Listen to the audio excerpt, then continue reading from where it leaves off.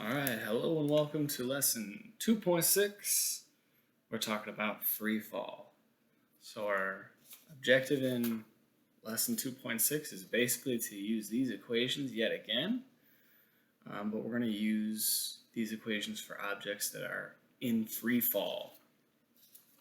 So we need to define what that means first. What is a freely falling body?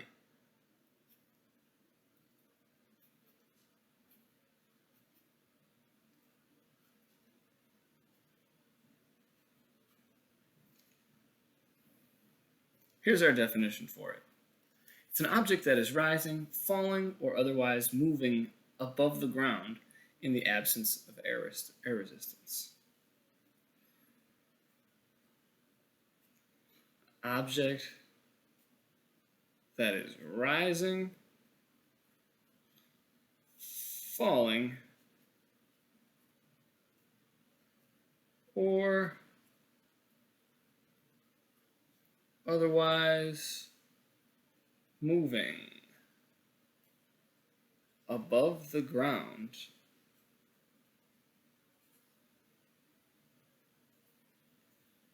in the absence of air resistance. So there's actually a lot in this definition. An object that's rising, falling, or otherwise moving above the ground in the absence of air resistance. Notice that it says it's rising or falling. So something that's moving upwards could be considered to be, well, something that's moving upwards is considered to be in free fall. Something that's falling, so it's not just something that's moving down. That's kind of a misnomer here. It's calling it freely falling. It doesn't necessarily mean that it's moving down. It's just moving above the ground. It's just moving off the ground. Also very important that it's in the absence of air resistance. So if I throw something up in the air, like if I throw this pen up in the air is not really going to slow it down very much. So we totally ignore the air resistance. We pretend like it's not even in there. And we'll do that for most of this course. But there are some obvious examples where we do have air resistance. A parachute, for example. A parachute definitely has air resistance. So when you pull your parachute cord, you are no longer in free fall. So for anything that is in free fall, so as long as there's no air resistance and it's not sliding on the ground or sliding on a wall or something, as long as that's the case, we can say that it's in free fall, and numerically that implies this. This number applies to anything that's moving up or down. This is the acceleration for any object on this planet that is moving through the air. It falls and it changes speed at this exact rate. Of course, once again, when there's no air resistance. So this is a pretty phenomenal discovery or groundbreaking discovery that if I drop a bowling ball and I drop a baseball, they're going to actually accelerate at the same pace.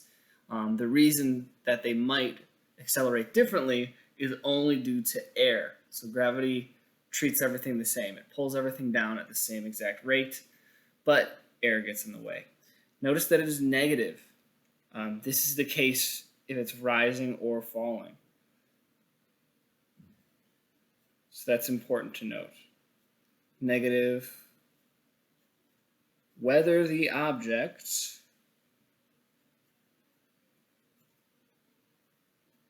rising or falling. This is negative whether the object is rising or falling. The reason that is when something is moving up, it'll still be pulled down. It'll have a negative acceleration. And when something is moving down, it's going to be pulled faster down. So something rising will slow down, something falling will speed up because of this number here. So once again, we're still just using these equations. This is the same as last week. We're going to use these equations to solve problems, but it's just moving vertically now. And these are a little easier because you have one of your numbers. To solve those equations, you need 3 numbers, but we're already given 1 to begin with. So we just need to find 2 within the problem. So we'll do 3 examples here. So our first example. A stone is dropped from a tall building.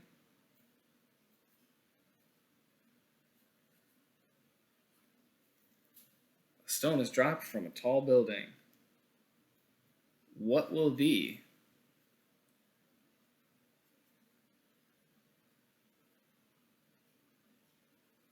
its displacement after 3 seconds? A stone is dropped from a tall building. What will be its displacement after 3 seconds? Now this motion is kind of obvious to see, but it's wise when doing free fall problems to draw your initial position and your final position. So let's visualize what's happening here. We have the stone is being dropped from up high, so that's PO means initial position, and it's going to fall downwards.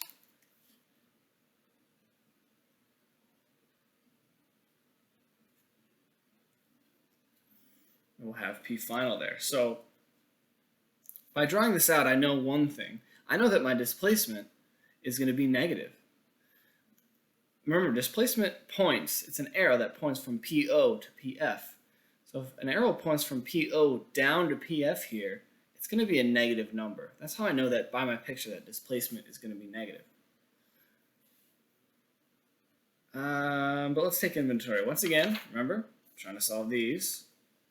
Right off the bat, we know that time is 3 seconds.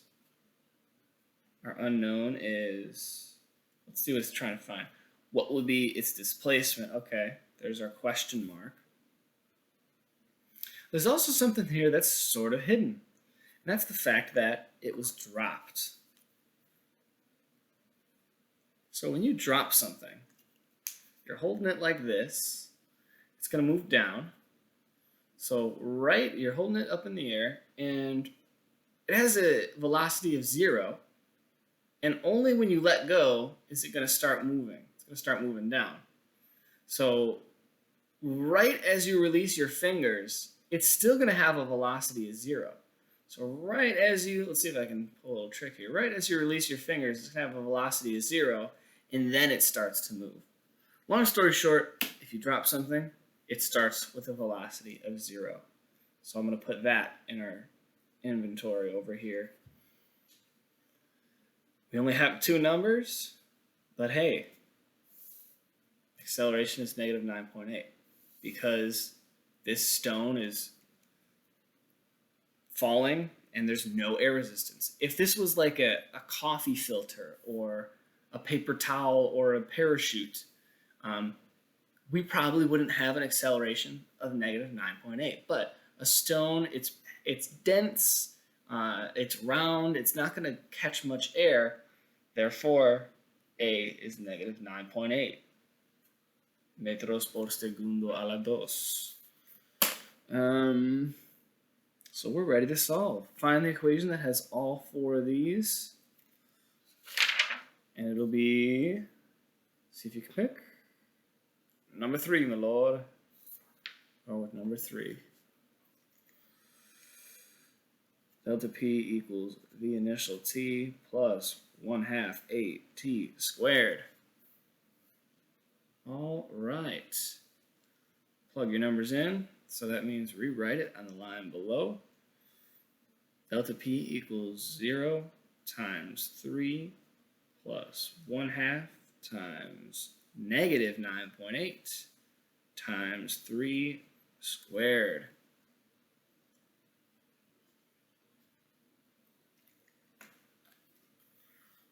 We could type that in our calculator all at once. What's more, we could even skip, we don't need to write that in our calculator, that's just 0.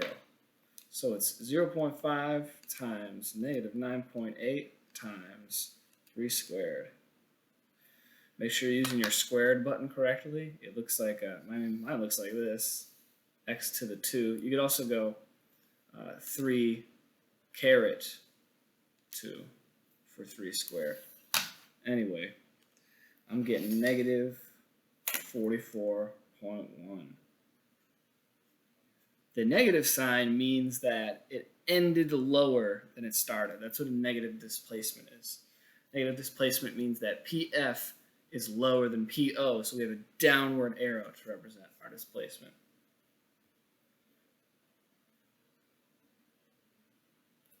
On to the next one.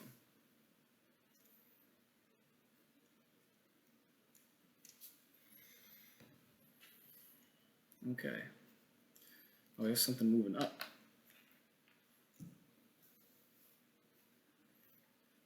All right.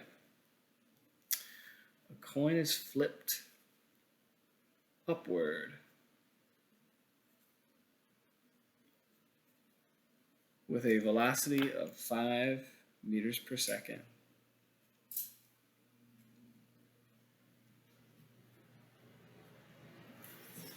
That's what it ought to do.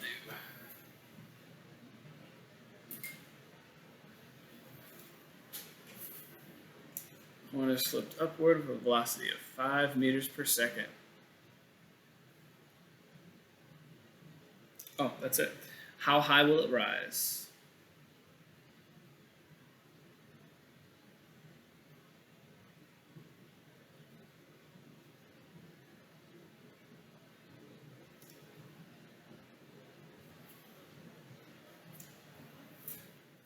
All right, coin is flipped upward with a velocity of 5. How high will it rise? I think something we could add here is before falling back down, because that's how things work when we throw them upwards. They rise, they slow down, they slow down, they slow down. I should start faster. They rise and they slow down, and they slow down. They actually stop for a moment and then they move back down. So here's our actual motion though. What does rising look like? Well, it looks like this. It starts low, P initial, its initial position is low, and then it rises up, and then it stops. We don't want to look at the motion where it turns around and falls down. We're talking about when it rises. So we only care about the rising motion. So it goes upward this whole time, and then it stops at the very top. I'm sort of giving away some information there. If it stops at the final position, that means that our final velocity is 0. So again, we have another unique problem. On this problem, since we dropped it, the initial is 0. And on this problem, since it rises to its maximum height, it has a final velocity of 0. Yeah, if I said it rises for 3 seconds, be fine. Well, I'm getting away from myself there. Don't worry about that. Let's write down the rest of it. It's flipped upwards with a velocity of 5. Well, that must mean that it's the velocity here. The initial is 5 meters per second. And we want to know how high will it rise. Looks like we're stuck. We need 3 numbers to solve these equations. We only have 2. So we should probably just give up on the problem. No, sir. A freely falling body is an object that is rising or falling in the absence of air resistance. So this guy here, this coin, it's not going to have much air resistance on it. I bet that a coin will have more air resistance on it than a stone, but since it's made of metal, it's going to be pretty dense. It's not going to experience that much air resistance. Plus, we're not really bringing it at a high velocity. Something moving very fast has a lot of air resistance, but not something this slow. So basically, you ignore air resistance in almost every case. When in doubt, just ignore the air resistance. Okay, and that's it. We're ready to go. We have 3 numbers. Looks like we'll use equation number 2.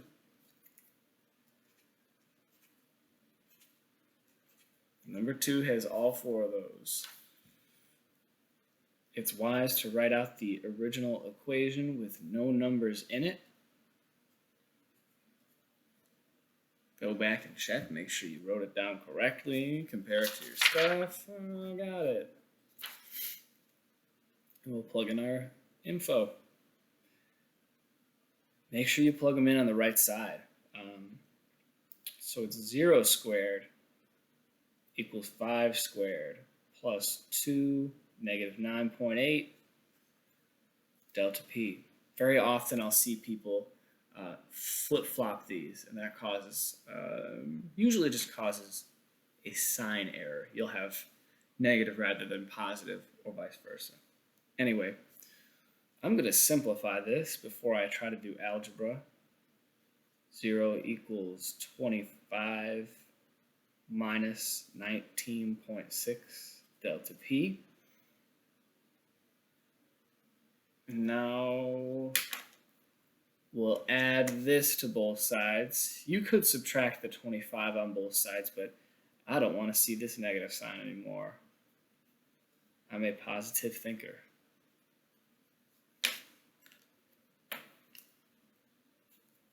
That'll cancel out. So we have 19.6 delta p equals 25. Divide both sides by 19.6, and we'll get 1.28 meters.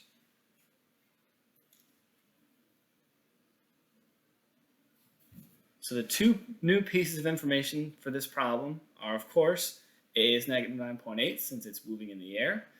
Also, A is negative even though it's rising. And then I guess there's three things. The third thing is when something reaches its maximum height, it does so with a velocity of 0. Now, yeah, it's not just because it's rising that VF is 0. VF is 0 because it reaches maximum height. And that maximum height is 1.28.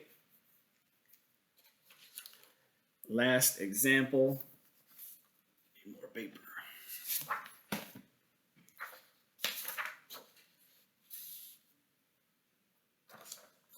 All right.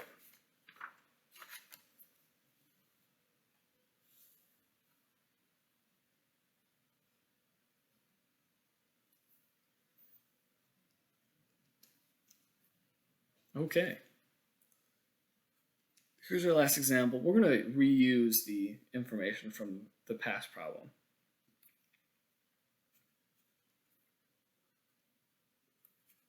In the example above,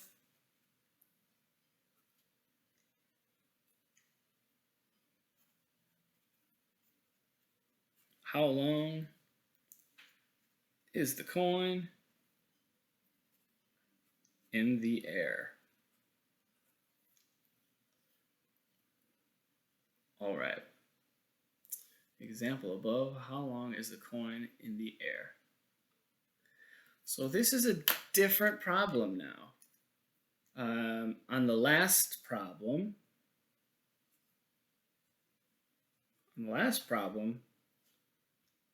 the motion looked like this. PO, and it rises up, and there's PF. Here on this problem, we're looking at a different motion. We're concerned about a different set of positions. So they're flipping the coin. Someone's taking a coin and flipping it up like that. And here's what it's going to do. So it's in the air right when they start flicking it, and it'll be in the air until they catch it back down again. So the coin's going to go, it's in the air for this amount of time. They flip the coin, it goes up, comes back down, it's still in the air, and then it reaches their hand. So we need to do a different set of positions. Here's how long the coin is in the air. It's in the air.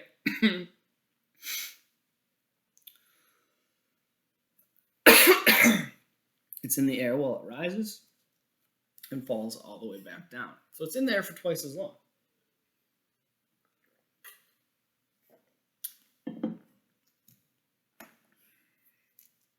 But let's take our inventory. First of all, A is negative 9.8. Let's start with that easy one. The velocity at the initial position is 5, that was given.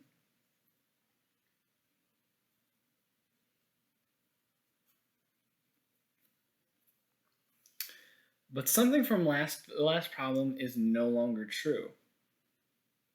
And that's this right here. Well, there's two things. So first of all, VF is no longer 0 because VF is at the top position, but right now our final position is right here. So when it returns to your hand, it's going to strike your hand with some velocity. I know it stops a moment after hitting your hand, but the final velocity is not going to be 0. It's actually going to be negative 5. So that's just a little fact of physics.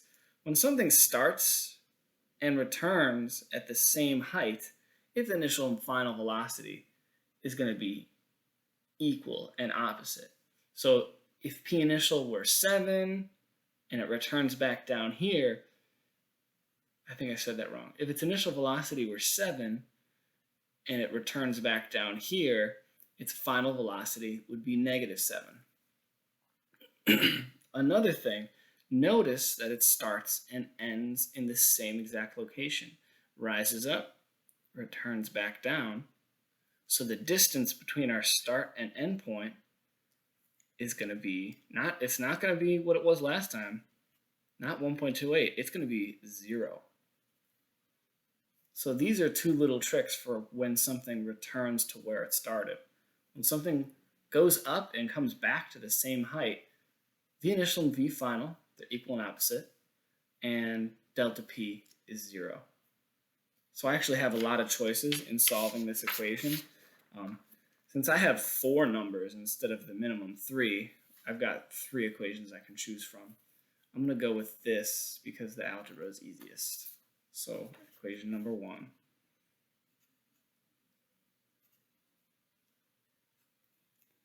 V final equals V initial plus AT.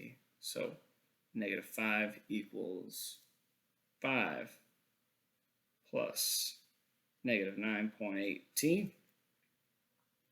I'm going to subtract the 5 on both sides.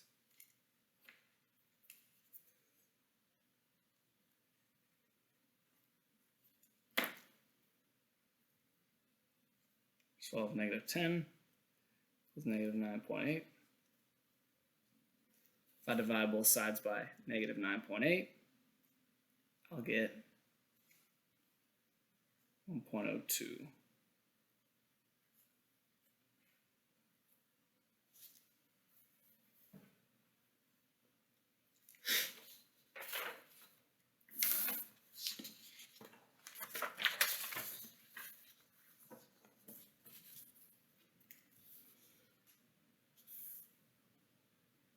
So a quick recap.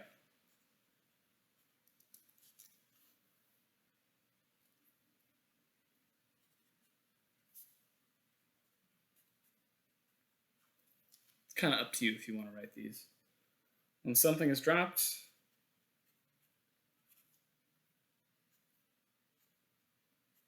it starts with a velocity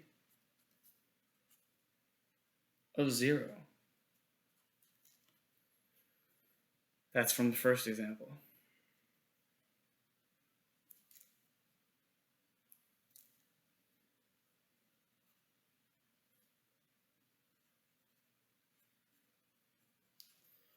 When something rises,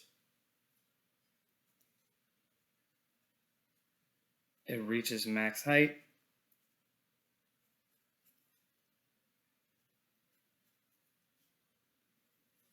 With a velocity of 0.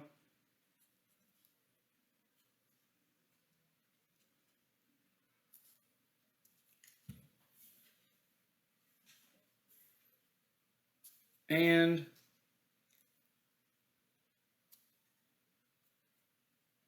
I'm going to draw my last point. It's this last point from the final example. The fact that As something reaches its original height, its velocity will be equal and opposite. So here's what that looks like for something that takes a full arc.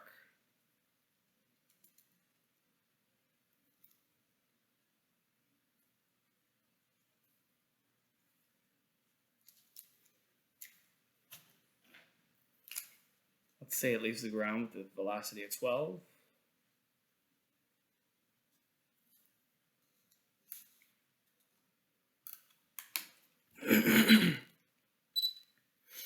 And let's say it slows down to a velocity of 4.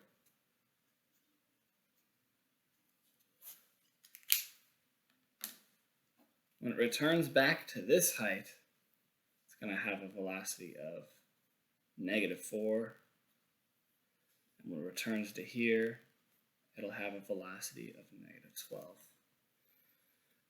Those are the main points. Let me know if you have questions. I will talk to y'all soon.